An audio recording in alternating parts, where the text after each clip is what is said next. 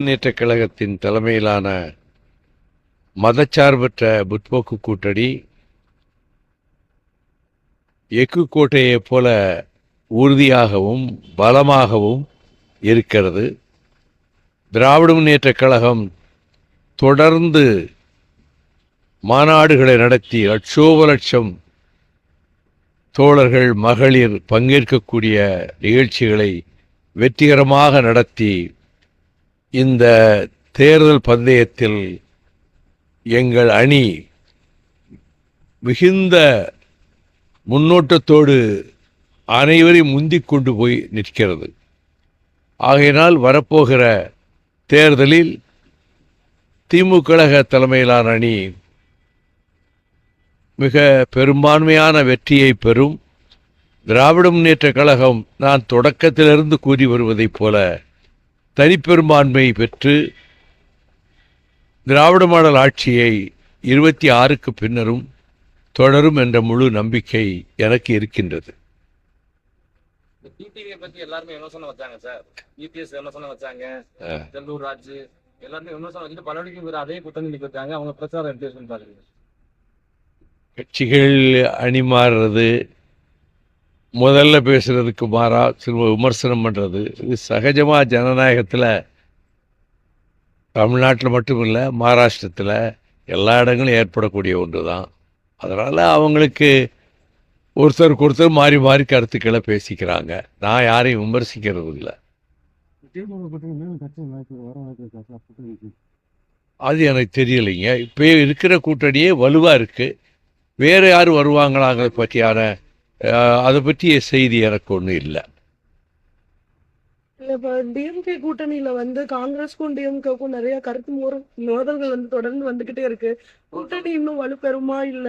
கருத்து மோதல்களுக்கெல்லாம் முற்றுப்புள்ளி வைக்கிற விதத்தில் தான் திராவிட முன்னேற்றக் கழகத்தின் துணை பொதுச் செயலாளர், நாடாளுமன்ற மக்களவையினுடைய அந்த குழு தலைவர் சகோதரி கனிமொழி அவர்கள் காங்கிரஸ் கட்சியின் சார்பில் இருக்கக்கூடிய தலைவர் ராகுல் காந்தியை சந்திக்க இருப்பதாகவும் கூட்டணி பற்றியும் அதில் பேசக்கூடும் என்றும் இன்றைக்கு செய்திகள் வெளியாகி இருக்கின்றன.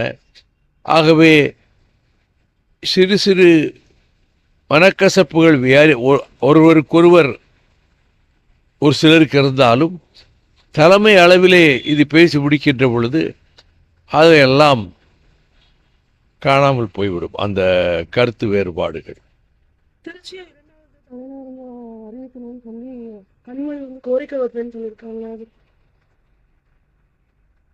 நல்லதான், இந்த தமிழ்நாட்டுக்கு மையப்பகுதி, அதனால் அந்த மாதிரி கருத்தை சொல்லியிருக்கலாம்.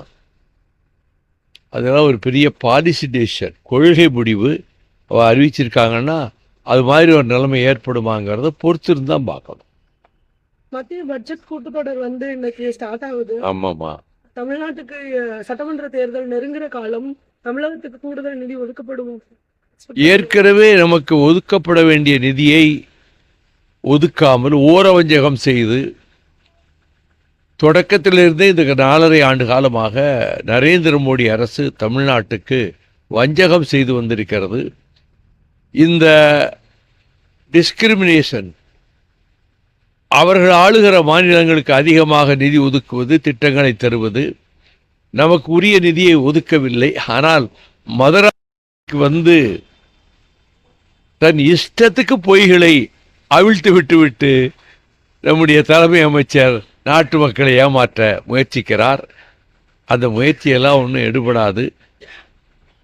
திராவிட மாடல் அரசு எல்லா தரப்பினருக்கும் தேவையான நல் திட்டங்களை வழங்கி இப்பொழுது நாள்தோறும் பிரச்சாரம், 234 தொகுதிகளிலும் பிரச்சாரம் என்ற அறிவிப்பையும் கூட நேற்றைக்கு மாலையிலே வெளியிட்டிருக்கிறார்கள்.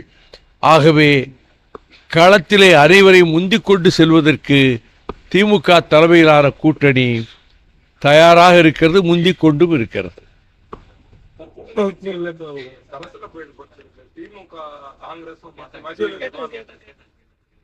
அதே சகோதரி கனிமொழியும் காங்கிரஸ் தலைவர் ராகுல் காந்தி சந்திப்பதாக இன்னைக்கு செய்தி வந்திருக்கு. அதனால சின்ன சின்ன ஒரு சிலர் சொன்ன கருத்துக்கள்லாம் அது தலைமையின் கருத்துக்கள் இல்லை இல்லையா? அதனால அதெல்லாம் சரிபடுத்திடுவாங்க. சார் இப்போ விஜயோட ஜனநாயகம் படத்துக்கு திரும்பியும் தள்ளி போயிட்டே இருக்கு. தடை விதிச்சுக்கிட்டே இருக்காங்க. எனக்கு அதை பற்றிய என்ன காரணங்கள், படத்தில் என்ன செய்திகள், என்ன கருத்துக்கள், எதற்காக தள்ளி போகுதுங்கிறது எனக்கு முழு விவரம் எனக்கு தெரியாதுங்க. ஆனால் பொதுவாக ஒரு திரைப்படத்தை வெளியிட விடாமல் தடுக்கிற மாதிரி வருவது அது ஜனநாயகத்துக்கு ஏற்றதல்ல. Thank you.